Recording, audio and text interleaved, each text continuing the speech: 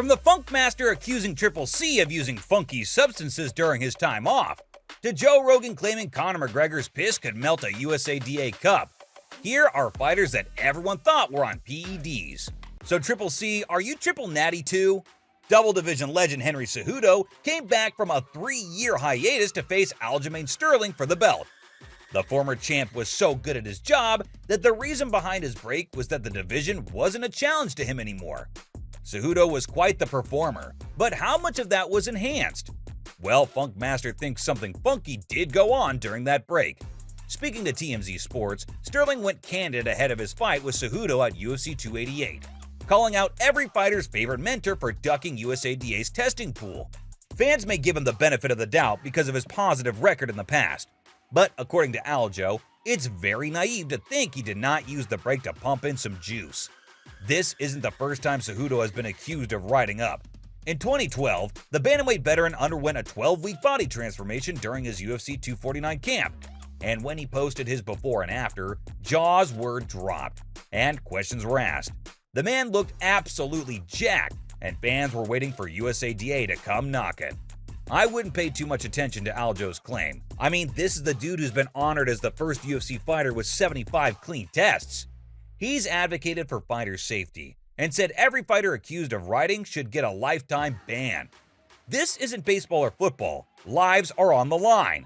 Well, somebody tell that to Uberim. According to the Fighter Dictionary, the word Uberim is used to describe Alistair Overeem's massive bulk up to heavyweight.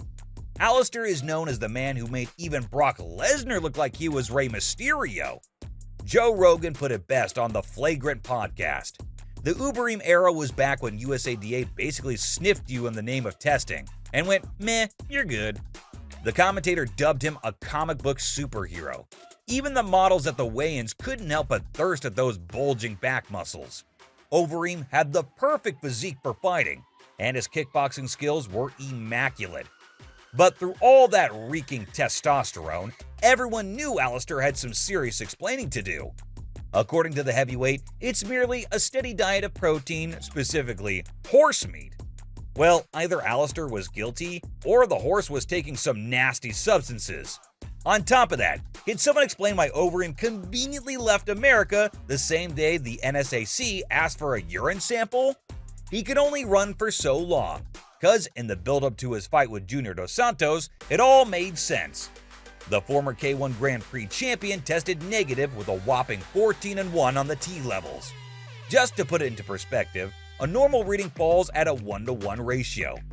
Overeem becoming a cautionary tale, and needless to say, Dana White was fuming. The heavyweight's defense? Apparently, an anti-inflammatory medicine tampered with his testosterone. Fast forward to 2023, and the same story. Overeem is undergoing another suspension following another negative test result in glory. From one human specimen to another, we have the Cuban machine, Mr. Yoel Romero. You better believe Joe Rogan has seen a lot of fighters during his career as an analyst and commentator in the UFC. But as he describes it, Yoel Romero is the only guy who freaked him out. He said he couldn't believe someone could look that big at 185. And what's crazier? Game-bred Jorge Masvidal says he doesn't even lift weights. Are you kidding me? All that from push-ups, pull-ups, and squats? Or is there something more? In 2016, the Soldier of God was sentenced to a 6-month suspension by USADA. He had tested positive for a growth hormone called abutamorin. It came as no surprise to people, but Yoel was having none of it. He clapped back, blaming a contaminated substance as the cause of contention. USADA went, okay, let's have a look. Romero's preferred supplement company, Gold Star Performance Products, was the actual culprit. These products were apparently laced with the illegal substance without Romero's knowledge. The result? A $27.45 million lawsuit that the Cuban won. Clean sweep. That being said, fighters like Michael Bisping, followed by many others, still can't digest the fact that Romero is clean. On the GRE podcast, Romero was candid about the situation that went down. He wanted to invite the authorities down to his home country and show the real reason behind his superhuman physique. It's just Cuban genetics. People can't afford PEDs there. Yoel since then has never tested positive. I guess we have to accept that he's a freak of nature. Fun fact, After his orbital fracture was examined at the hospital, the doctor straight up said he hadn't seen a human being like him. Now, another fighter that makes you question their natty status is the Nigerian Nightmare. Kamaru Usman has been on the top of the food chain for quite a while, and with the aesthetics to match. However, longtime rival Colby Covington has been on the expose patrol against the Nigerian. Though it wasn't his chiseled physique and explosive fighting skills that he highlighted, but the pimples on Kamaru's face and back, and a suspicious-looking bump on his stomach. Colby could care less about Usman's skincare routine, but these are all side effects of someone who's been needling around. Best believe someone as chaotic as Colby wasn't going to let this go. He dubbed Kamaru the CEO of EPO and Marty Juice Man, but we're not taking Dr. Colby's word on it. Let's get a professional in to debunk the debate.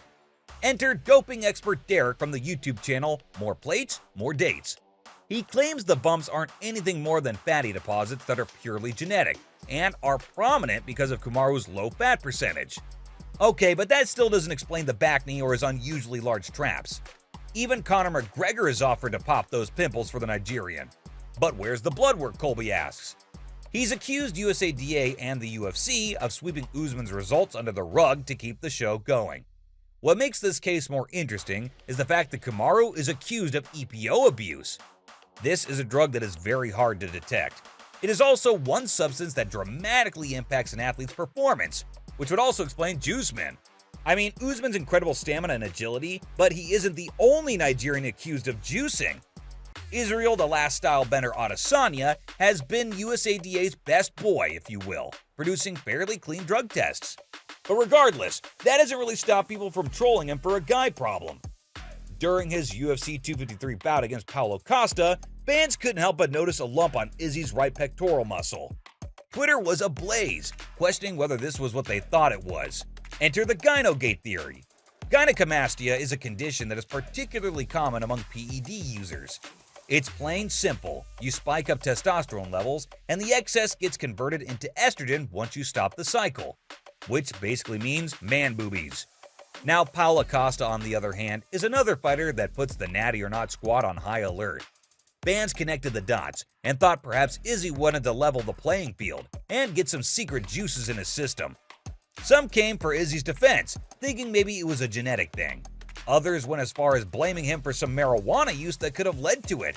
And absurd as that sounds, Izzy has confirmed the weed theory. Speaking to Ariel Helwani, he was candid explaining the whole situation. His hormones checked out, with the only explanation being Izzy's unhealthy lifestyle. As for the steroid allegations, Adesanya made it clear, it's the skills that pay the bills. He says he doesn't need a crutch to stand out. In fact, Stylebender is so confident with his defense that he's willing to give 3 million big ones to anyone who can prove that he's riding. Hey Conor, how much are you willing to bet? Following his rehab after a gruesome injury versus Dustin Poirier, Conor is bulked up for the occasion. His biceps are bulging, his quads look like tree trunks, and that demon back speaks for itself. And Conor sure as hell loves flexing them on social media. Joe Rogan, however, calls BS on this transformation. He infamously said on his podcast that Conor McGregor's urine could melt a USADA cup. Apparently, there's a rule at USADA where fighters can opt out of the testing pool, which basically makes you immune to random testing by the authorities for PEDs. Fighters can just juice up all they want. It is the ideal scenario for someone who is recovering from an injury. Conor was quick to respond to the podcaster. He called Rogan out for his juicing habits and the fact that he's never taken a fight, being in the company for 26 years. Well, Joe doesn't seem too mad about that. He has been pretty vocal about his PED usage and thinks there's nothing wrong with it. This isn't the first time Conor's bulking has turned a few heads. Nate Diaz's coach Richard Perez called out McGregor's jump from 155 to 170 ahead of UFC 196 as shady. Why? Because it just took him 2 weeks.